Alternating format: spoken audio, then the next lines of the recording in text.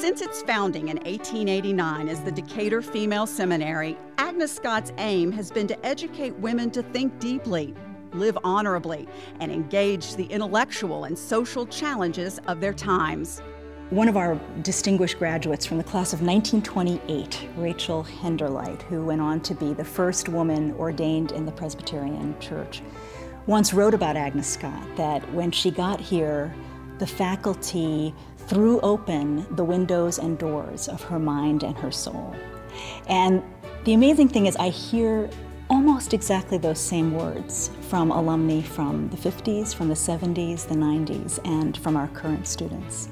I think that's at the heart of a liberal arts college education.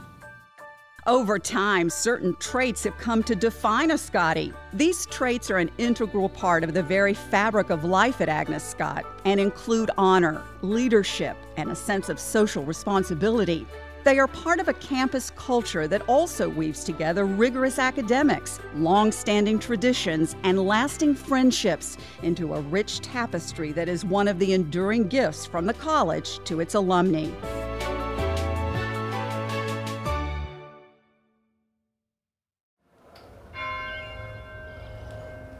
From our first day at Agnes Scott, we were surrounded by the beauty of the campus and 12 decades of values and traditions. One important value was honor. It was the backbone of the Agnes Scott experience from day one. The first day that you got to Agnes Scott, you signed the honor code, and it really carries on with you, not just during the 4 years at Agnes Scott, but once you leave this campus. I went on to get my law degree, and after that I got another degree in taxation, and I remember feeling as though I carried that honor code with me to 2 other schools, and I remember thinking, if you don't keep your integrity and your honesty, you're really doing nothing but cheating yourself, and I really do, to this day, still live by that honor code. Academics at Agnes have always been challenging. We were asked to rethink what we thought we knew and to look at all sides of an issue.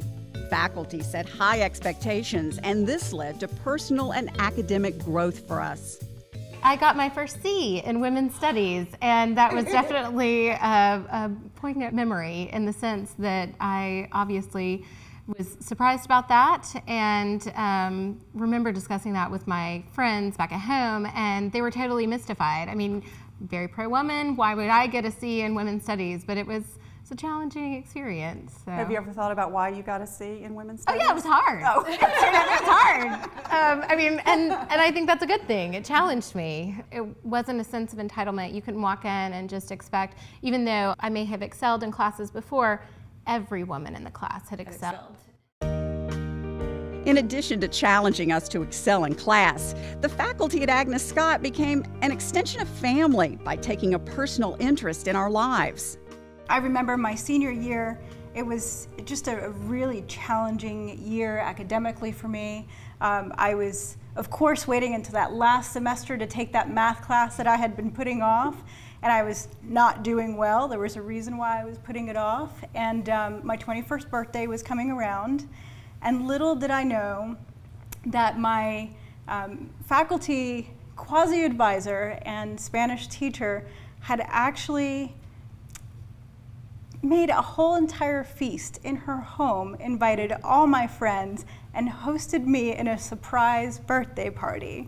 That's amazing. Just to let me know, you can do this, keep going. It was such a special moment for me, and it reminded me how many hands it took along the way to get me to that graduation point. At Agnes, we developed the confidence to speak up. Each of us learned to find our voice. I was at an alumni leadership conference here one time, and they had a freshman, a sophomore, junior, senior to speak to the group. And they started at the top and worked down, and the freshman started talking, and she was so, and somebody said, "Speak up, please." And she says, "I'm not used to speaking out loud." And somebody says, "That's something you will learn before you leave Agnes Scott." I think Agnes Scott helps you cultivate your voice. You're amongst other women, you feel a bit more comfortable. It's not always a comfortable situation, but you realize that you have a voice, that you have something to say, that you have something to stand for. And Agnes Scott really cultivated that, I know in me and I'm sure in a lot of people as well. Getting involved helped to shape our campus community and shape ourselves. Being the only African American student on campus in the late 60s, for me, initially, was like being in a parallel universe where not one thing, not a few things, but everything was different. But as time moved on, as the years progressed, those differences became less noticeable as I became more involved in student life and extracurricular activities. So I was just another student going to college. I think the women who come to Agnes Scott are already kind of trailblazers. They are coming here with an attitude of, I want to do it all. And most importantly, I think we really reinforce that at Agnes Scott, I want to make a difference. You know, at the end of my life, I want to look back and say, did I make a difference in the world in which I lived? Traditions connect us to all the Scotties who came before us and to all who will come after us, creating bonds between generations. For example, the Hubs sing, gathering around the piano to sing college songs such as God of the Marching Centuries. I still hear that today, and it just does something to me. And then there's Black Cat. From its humble origins in 1915, it has grown into an occasion for displays of mischief, feistiness, and good-natured fun. My class, we did a few really fun pranks. We were really good at that. I think that was sort of our niche. We forked the quad one year, and one year we also moved Dean Hudson's office out onto the quad. The entire setup. We moved out the carpet and everything, the rug and all, and she conducted business the next day out on the quad. Black Cat was so entirely different in 1950. Well, 47 was the year that I arrived on the campus. It was one night of skits and songs between the freshman and the sophomore, but it was just the one night. Did you have a dance? Dance? No? You know, it was all over by, I guess, 9:30 or 10 o'clock. The ring ceremony is one of the richest traditions at Agnes Scott.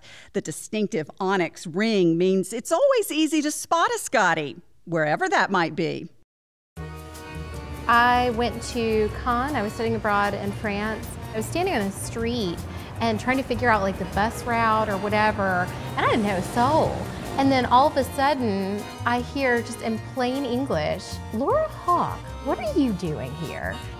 I turned around, it was a classmate of mine who was studying in northern France, and she said, "I thought it was you when I saw your ponytail, but I knew it was you when I saw your ring." We're all proud members of the Black Ring Mafia, but few know the origins of the name.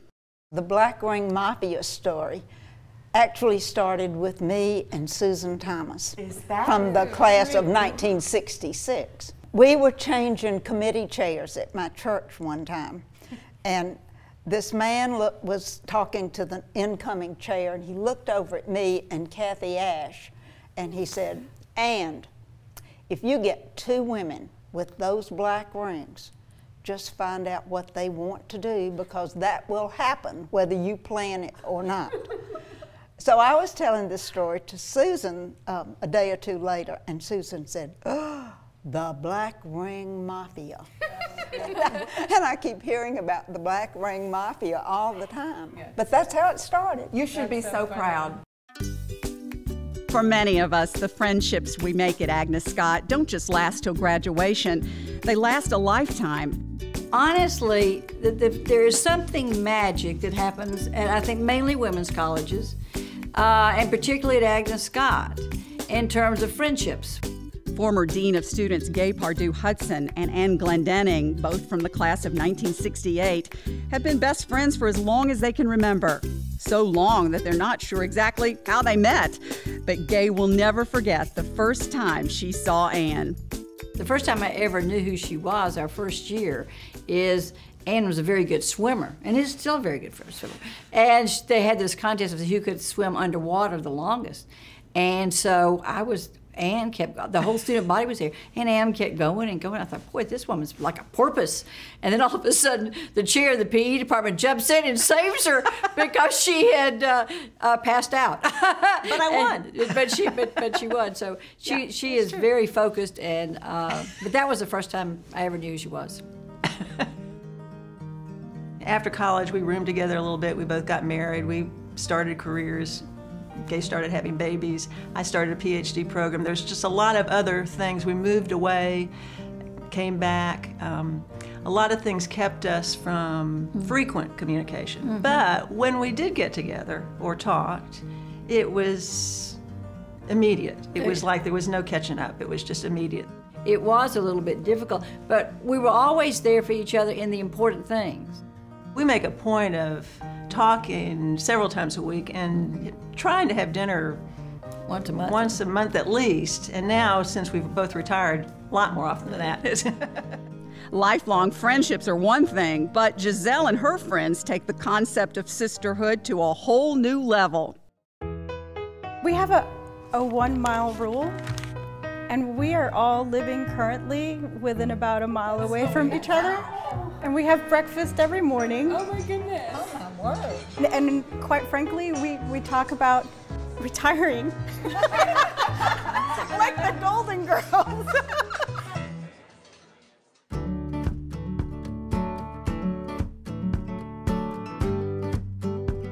We should say happy birthday to Agnes Scott College, this place we love so much, and we have another guest here that Flat Agnes had to be here. But we do want to say happy birthday. This place has shaped us, every one of us, and who we are as human beings, as professional women, as citizens, as mothers and wives and friends. And what a great place, and I just want to say happy birthday. Anybody else? May you continue to enrich all the lives that you touch in such meaningful ways. You shape lives here. There really is something magical about Agnes Scott. It's the sisterhood, it's the fact that we are a women's college, that there is that focus on women's empowerment, that we are a liberal arts college, that we are serious about intellectual engagement and intellectual curiosity. It's not only about what kind of career will you have, but who will you become? What will you stand for? That is something that distinguishes Agnes Scott women across the generations.